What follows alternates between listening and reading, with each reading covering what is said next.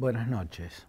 Si algo enseña con claridad meridiana la historia en este último siglo y medio, por lo menos, es que las ideologías dogmáticas siempre llevan de manera inexorable a totalitarismos o a dictaduras feroces, ¿no? El totalitarismo es la peor de las dictaduras porque es la dictadura absoluta, pero también llevan las ideologías, los fanatismos, las posiciones políticas extremas a regímenes autoritarios, inexorablemente. La democracia no puede pararse sobre posiciones dogmáticas, o sea, sobre convicciones absolutas. La democracia solo puede pararse en el centro.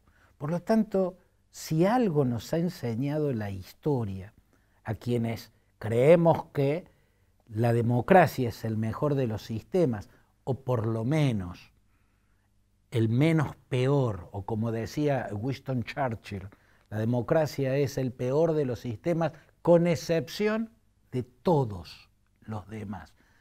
Si algo hemos aprendido los que creemos en esto, los que creemos que la democracia es lo más que se ha logrado en materia política y por lo tanto creemos en la necesidad de preservarla, es que en el otro polo, en el polo absolutamente opuesto a la extrema derecha, no está la extrema izquierda o la izquierda ideologizada.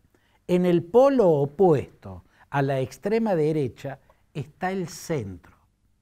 Parece paradojal, es paradojal, parece un oxímoron, tiene algo de oxímoron, pero es así.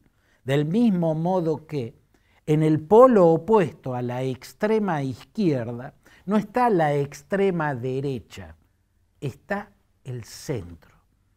Lo que es opuesto totalmente a los polos, a las posiciones extremas, es el centro. Por eso, en Europa, la consolidación de su democracia, después de las tragedias que le provocaron los totalitarismos, de las guerras, de los ríos de sangre y destrucción que hicieron correr las guerras provocadas por ideologías extremas, si algo había aprendido Europa es que la democracia se para sobre el centro y no sobre ninguno de los extremos. Bueno, por eso preocupa tanto, o por lo menos a los demócratas del mundo, a los que creemos en el sistema demoliberal, en la democracia liberal, la democracia de la división de poderes, la democracia del Estado de Derecho y de las garantías y derechos de todos los ciudadanos. Los que creemos en eso hemos visto con preocupación el avance de las ultraderechas, en este caso, en las elecciones europeas de este tiempo. Hasta acá, en Europa, el centro siempre fue predominante. Después de la Segunda Guerra Mundial, las extremas derechas y las extremas izquierdas quedaron de lado. Había totalitarismos monstruosos como ejemplo de la extrema derecha y totalitarismos criminales como ejemplos de la extrema izquierda. Por lo tanto, ese aprendizaje los llevó a valorar el centro y la democracia europea se hizo entre centro derecha y centro izquierda, dejando afuera a los extremos. Pero no era dejarlos afuera prohibiéndolos, clausurándolos, clandestinizándolos, ¿no? Sino con el voto, con la racionalidad, con la lucidez, con la sensatez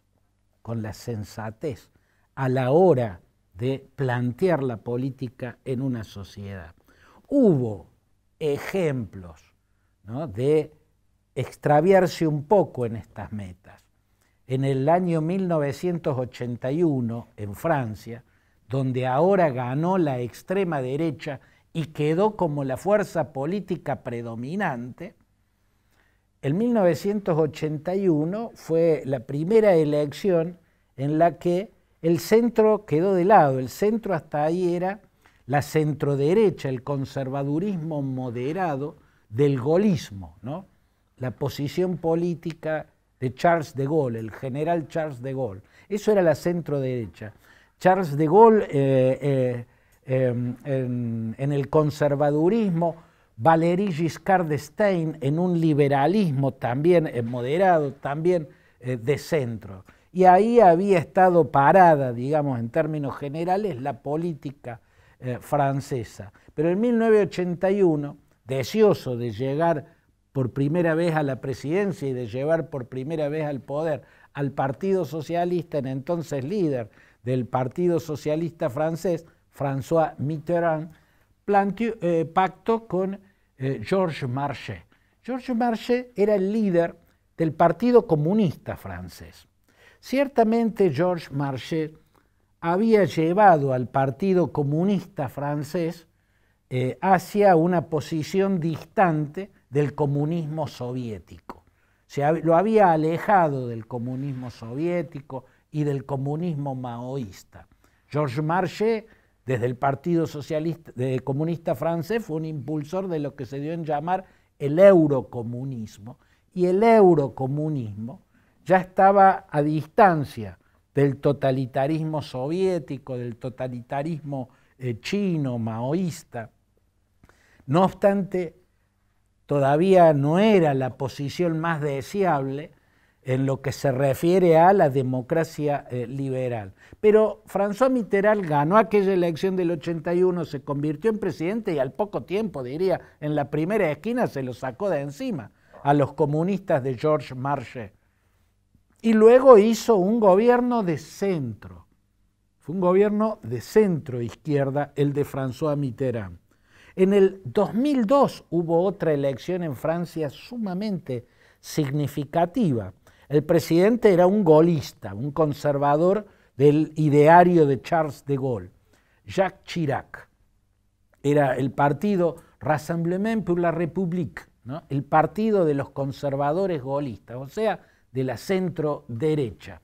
Jacques Chirac en el 2002 se postula a la reelección como presidente y queda en segundo puesto en la primera vuelta Jean-Marie Le Pen, que es el creador del Frente Nacional, el partido de la extrema derecha. Jean-Marie Le Pen era abiertamente racista, abiertamente xenófobo, abiertamente antisemita, era un extremista de derecha y logró el segundo puesto desplazando a los socialistas del segundo lugar. El candidato del Partido Socialista es quien en ese momento era primer ministro, Lionel Jospin, y Lionel Jospin quedó por detrás del ultraderechista Jean-Marie Le Pen.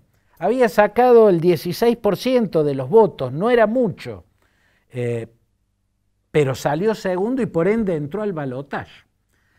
En el balotaje, todo el centro unió sus votos tras la candidatura de Chirac para salvar el centro.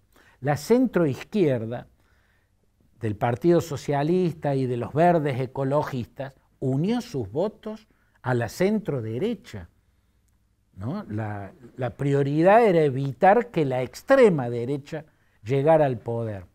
Y alcanzó el 82% de los votos Jacques Chirac en la segunda vuelta. Más del 60 y pico % había saltado en su cantidad de votos. Eso mostró cómo toda la centroderecha y toda la centroizquierda había votado por el candidato conservador moderado, el presidente Jacques Chirac, mientras que Jean-Marie Le Pen, menos de un punto,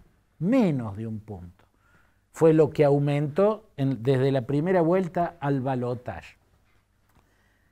En el 2022 ya hubo un experimento que a mí, 2022, un experimento político que a mí me pareció preocupante y escribí al respecto en los diarios y en las publicaciones donde yo escribo, que fue que el Partido Socialista y los ecologistas, en lugar de aliarse con el centro, en este momento encabezado por los liberales del presidente Emmanuel Macron, se alió con la izquierda ideologizada que sigue al partido La Francia Insumisa, que lidera Jean-Luc Mélenchon. Jean-Luc Mélenchon incluso ha coqueteado con el chavismo, representa una izquierda dura, ideologizada, y los socialistas y los ecologistas, o sea, la centroizquierda, pactó con esa izquierda, con la de Jean-Luc Mélenchon y con el Partido Comunista, crearon el NUPES, ¿no? La Nueva Unión Popular Ecológica y Social. Ese era el nombre de la alianza cuya sigla era el NUPES. Fracasó de entrada, logró muy poco en términos electorales y se rompió a los pocos metros de haber comenzado, de haber largado. Se rompió y no más, no sirvió para nada.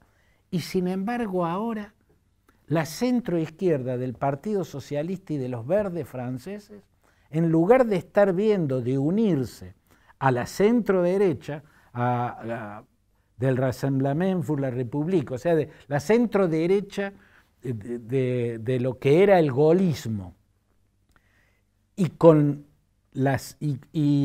con la centroderecha liberal que lidera el presidente Emmanuel Macron, en lugar de eso, se fue a aliar de nuevo con la Francia Insumisa de Jean-Luc Mélenchon y con el Partido Comunista. Esta vez el nombre no es NUPES, es Frente Popular, pero es lo mismo. Mi impresión es que en la elección del 30 de junio, esta decisión que tomó la centroizquierda, ¿no?, de aliarse con la izquierda dura, con la izquierda ideologizada, en lugar de con la centroderecha, la liberal y la gaulista, bueno, va a ser, desde mi punto de vista, o por lo menos es muy alto el riesgo de que sea totalmente funcional al triunfo de la ultraderecha.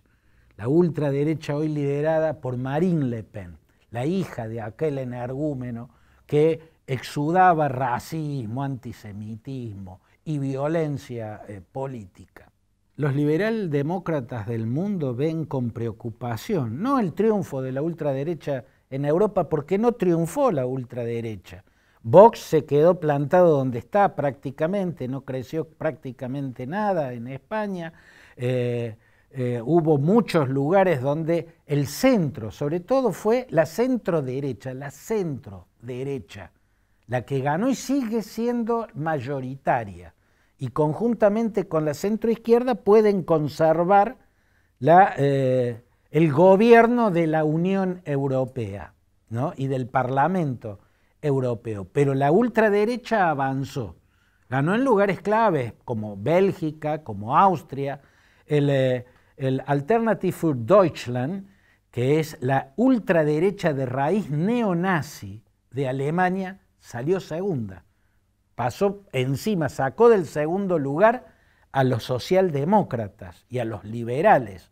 Eso es preocupante, al mundo le preocupó. Ganó la centroderecha, por suerte, pero la ultraderecha neonazi quedó segunda. Y en Francia, esta agrupación nacional, que es heredera del Frente Nacional de Jean-Marie Le Pen, al que su hija moderó bastante, pero sigue siendo la extrema derecha.